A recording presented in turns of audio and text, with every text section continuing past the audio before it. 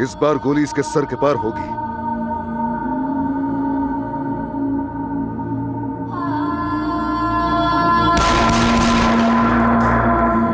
कोई मौका नहीं, सोहा को जल्दी मेरे पास लेकर आओ।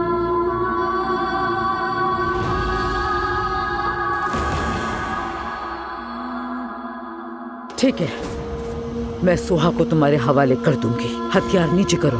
पहले मेरी बहन को मेरे पास लेकर आओ, उसके बाद हथियार नीचे होंगे।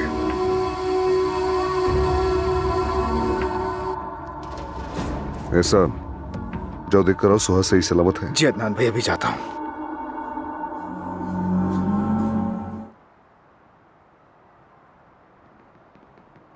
अदनान भाई, मैं बहुत डर गई थी। सब ठीक है, कुछ नहीं होगा, तुम डरो मत। तुम अभी तक नहीं समझे कि असल में हम कौन हैं? यहां से कोई भी जिंदा नहीं निकलेगा।